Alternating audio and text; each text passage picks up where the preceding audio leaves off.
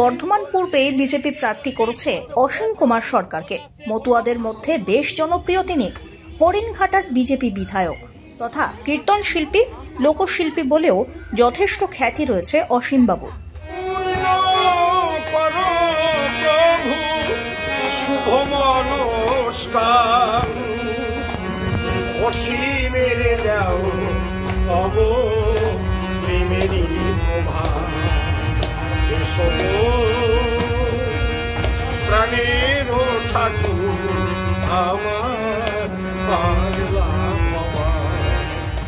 এবার তাঁকেই বর্ধমান পূর্ব থেকে প্রার্থী করল বিজেপি। রাজনৈতিক পর্যবেক্ষকদের মতে অত্যন্ত সুকৌশলে অসীম সরকারকে প্রার্থী করেছে বিজেপি। মতুয়া ভোটকে বিজেপির ঝুলিতে পড়তেই অসীম সরকারকে কাজে লাগাতে পুরোপুরি তৈরি ভারতীয় জনতা পার্টি। অসীম সরকার গান ধরলেই কেল্লা ফতে, আর তার বিপক্ষে তৃণমূল প্রার্থীকে নিয়েই এবারে প্রচারের আসরে গান ধরলেন অসীম।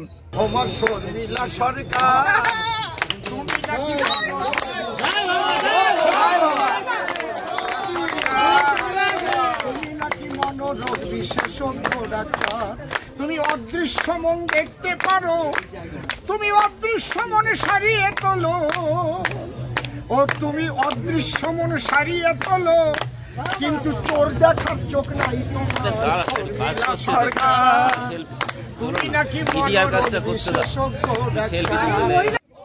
জাতি ধর্ম নির্বিশেষে সকলেই বোঝেন অসীম সরকার দুর্নীতির সঙ্গে জড়িত নন। জনতা জনার্দনের চাকর হয়ে সেবা করার জন্য তিনি তৈরি বলেও মন্তব্য করেছিলেন বিজেপি প্রার্থী। এদিন ভবা পাগলার বাড়ি থেকে প্রচার শুরু করলেন তিনি, আর সঙ্গে ছিল তার কীর্তন গানের সুর। পরমানন্দেই মেতে যায় এবং আমার জীবনের যা কিছু পেয়েছি আমি শ্রী ঠাকুর ভবা পাগলার আশীর্বাদেই পেয়েছি। পাগলের এখানেই থাকতাম আগে এবং এই এলাকার সমস্ত মানুষ আমাকে চেনে। এখানে কালনা চকবাজারে বাজার করেছি, ধাত্রীগ্রাম থেকে আরম্ভ করে সমুদ্রগড় থেকে আরম্ভ করে একদম হেমায়তপুর হয়ে নিমতলা হয়ে ওদিক পূর্বস্থলী হয়ে ছাতনি টাতনি দিয়ে সব কাটোয়া দাইহাট, এই পাগলের আশীর্বাদেই এদিক থেকে ঘুরতে ঘুরতে সারা পৃথিবীতে পাগল পাঠিয়েছে বিভিন্ন দেশে। আমার জীবনে যে কবি গান সেটাও পাগলেরই দান।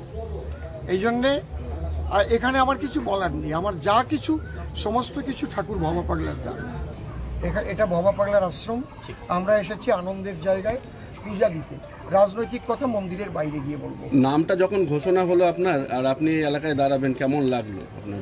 আমার সবচেয়ে ভালো লেগেছে যেখান থেকে আমাকে পাগল যেখান থেকে সব কিছু পেয়েছি, পূর্ব বর্ধমানে শ্রী ঠাকুর ভবা পাগলার মন্দির, তারপর আমার প্রেমের ঠাকুর শ্রী চৈতন্যদেব, তিনি কাটোয়াতে সন্ন্যাস গ্রহণ করেছিলেন, কাটোয়া কাঞ্চননগরে। আমার নিত্যানন্দ মহাপ্রভুর বিয়ে হয়েছিল এই কালনাতে।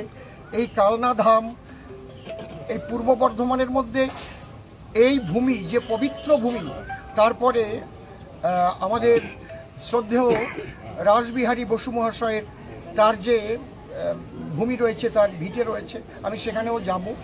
যিনি আমার নেতাজির হাতে সেই সমস্ত সেনার ভার তুলে দিয়েছিলেন, যেটা আমরা ইতিহাসে পেয়েছি, আমি সেখানে যাব। এবং আমি কোনো রাজনৈতিক কথা এখন বলবো না, তবে এখানে এসে আমি প্রচণ্ডভাবে আনন্দিত এবং আমি গর্বিত যে আমি আজ এই জায়গায় আসতে পেরেছি। এছাড়াও এদিন কালনার 108 শিব মন্দির এবং সিদ্ধেশ্বরী মন্দিরেও গিয়েছেন অসীম সরকার। একই সঙ্গে দেওয়াল লিখনেও অংশগ্রহণ করেন তিনি। হরিণঘাটার বিধায়ক অসীম সরকার এইবারে তিনি দাঁড়ালেন বর্ধমান পূর্ব আসন থেকে। বিগত দিনে তিনি বারবার নাগরিকত্বের দাবিতে সুর চড়াতেন। ভোটের মুখে তাকে প্রার্থী করে এক বিরাট চাল দিয়েছে বিজেপি, এমনটাই মত রাজনৈতিক পর্যবেক্ষকদের। Bureau report, one India Bangla.